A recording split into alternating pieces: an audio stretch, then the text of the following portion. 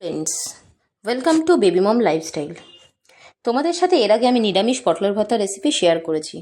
আজকে তোমাদের সাথে শেয়ার করব চিংড়ি মাছ দিয়ে পটলের ভর্তার একটা রেসিপি। চলো দেখে নেওয়া যাক। আমি প্রথমে পটলগুলোকে খোসা ছাড়িয়ে এভাবে ছোট ছোট টুকরো করে রেখেছি। এবার এই পটলগুলোকে আমি প্রেসার কুকারে সিদ্ধ করে নেব। তো দেখো, সিদ্ধ করে নেওয়ার পর পটলগুলো এরকম হয়েছে। তো এই সিদ্ধ করে রাখা পটলগুলোকে এবার আমি একটা মিক্সিং জারে নিয়ে ভালো করে পেস্ট করে নেব।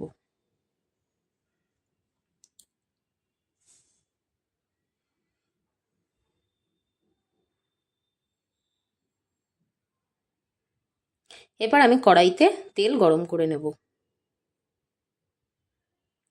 তেল গরম করা হয়ে গেলে এর মধ্যে আমি ছোট ছোট টুকরো করে কেটে রাখা চিংড়ি মাছগুলোকে ভেজে নেব।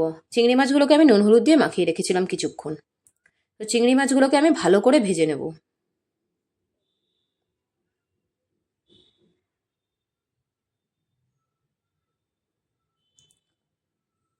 তো দেখো, চিংড়ি মাছগুলোকে আমি এভাবে ভেজে নিলাম। চিংড়ি মাছগুলো ভাজা হয়ে গেলে এবার আমি একটা পাত্রে এটাকে তুলে রাখবো।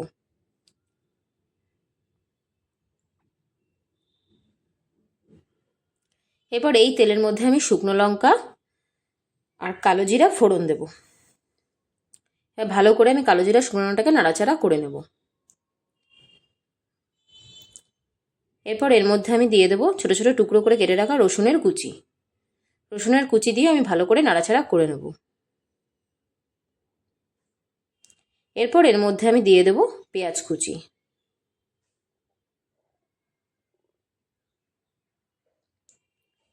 দেখো, পেঁয়াজটাকে আমি ভেজে নিচ্ছি। পেঁয়াজটা হালকা ভাজা হয়ে গেলে এর মধ্যে আমি দিয়ে দেবো কাঁচা লঙ্কা কুচি।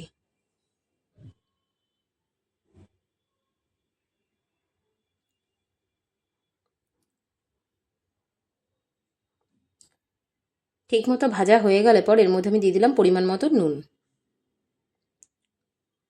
নুন দিয়েও আমি আবার নাড়াচাড়া করে নেব। সব কিছু ভালোভাবে ভাজা হয়ে গেলে আমি এর মধ্যে পটল বাটাটা দিয়ে দেবো।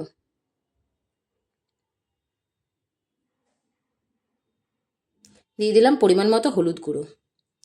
এবার আমি ভালো করে নাড়াচাড়া করে নেব।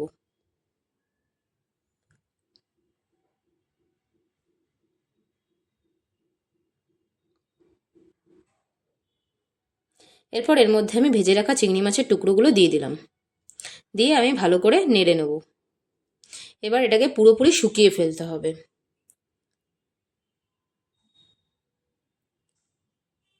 দেখো, এরকমভাবে শুকিয়ে ফেলতে হবে।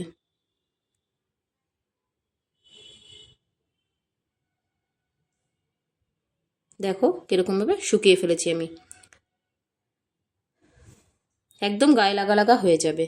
তো দেখো, তৈরি হয়ে গেল আমাদের চিংড়ি মাছ দিয়ে পটলের ভর্তা। এবার আমি একটা বলে সার্ভ করে দেবো। তোমরা জানিও কিরকম লাগলো ভিডিওটা। প্লিজ লাইক করতে ভুলো না। আর এরকম ভিডিও পাওয়ার জন্য প্লিজ চ্যানেলটাকে সাবস্ক্রাইব করে দিও। Thank you.